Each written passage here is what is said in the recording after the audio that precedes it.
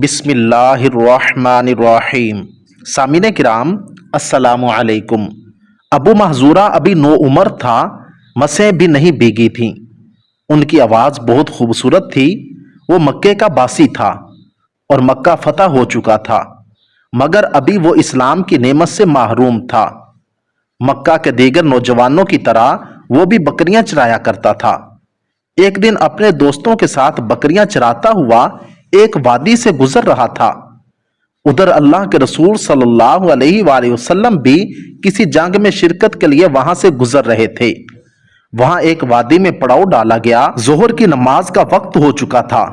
حضرت بلال کھڑے ہوئے اور بلند آواز میں اذان دینا شروع کی۔ حضرت بلال کی بلند آواز دوسری وادی میں بکریاں چراتے ہوئے ابو محذورہ نے سن لی۔ اس نے دل لگی کے طور پر اس کی نقل اتارنا شروع کر دی۔ اس کے دوسرے ساتھی خاموش اس کی آواز سن رہے تھے۔ حضرت بلال اذان دیتے رہے اور ابو محذورہ اس کی نقل اتارتے رہے۔ انداز تمسخر تھا مگر آواز غضب کی تھی۔ پھر ابو محذورہ کی قسمت جاگ اٹھی۔ اس کی خوبصورت آواز کو سرور کائنات صلی اللہ علیہ وآلہ وسلم نے سماعت فرمایا۔ آواز اچھی لگی۔ اذان ختم ہوئی تو حضرت علی اور حضرت زبیر رضی اللہ تعالی عنہما کو حکم دیا کہ اس اذان دینے والے کو لے کر آئیں۔ ابو محذورہ پہاڑ کے پیچھے تھے۔ یہ لوگ پہاڑ کے پیچھے گئے، نوجوان کو پکڑا اور انہیں رسول اللہ کے پاس لے آئے۔ حضور نے اس سے پوچھا، تم میں سے ابھی ابھی کس نے اذان دی ہے؟ اب انہیں حجالت محسوس ہوئی۔ ایک دوسرے کی طرف دیکھنے لگے کہ وہ تو بطور تمسخر کے اذان دے رہا تھا۔ حضور نے ایک کو فرمایا، تم اذان دو۔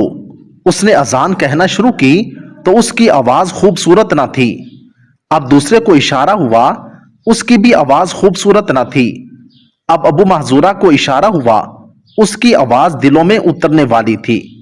ارشاد ہوا کہ تم نے ابھی ابھی اذان دی ہے؟ کہنے لگا ہاں۔ حضور صلی اللہ علیہ وآلہ وسلم نے اپنے مبارک ہاتھ کو آگے بڑھایا اور ابو محذورہ کا امامہ اتارا، اس کے سر پر دست شفقت پھیرا اور دعا فرمائی، اے اللہ اس بچے میں برکت دے اور اسے اسلام کی ہدایت فرما۔ ابو محذورہ کی کیفیت کیا ہوگی جب اللہ کے رسول کا لمس، وہ مبارک ہاتھ کے لمس کی لذت اور پھر اس کی قسمت جاگ اٹھی۔ اس نے کہا، اشہد ان لا الہ الا اللہ و اشہد ان محمد رسول اللہ۔ اب حضور صلی اللہ علیہ وآلہ وسلم نے ابو محذورہ کو مزید بشارت دی اور وظیفہ مقرر فرمایا اور کہا، جاؤ تم مکہ والوں کے مؤذن مقرر کیے جاتے ہو، اب تم اہل مکہ کے مؤذن ہو۔ ابو محذورہ نے ساری زندگی بال نہیں کٹوائے کہ جن بالوں پر اللہ کے نبی نے اپنا دست مبارک پھیر دیا وہ کیسے کٹوا دوں؟ مکۃ المکرمہ میں کم و بیش 300 سال تک ان کی اولاد بطور مؤذن اذان دیتی رہی۔ کیسے وہ سچے اور کامل ایمان والے لوگ تھے۔ اللہ تعالی ہمیں بھی حضور کے ساتھ سچا عشق اور محبت عطا فرمائے۔ آمین ثم آمین۔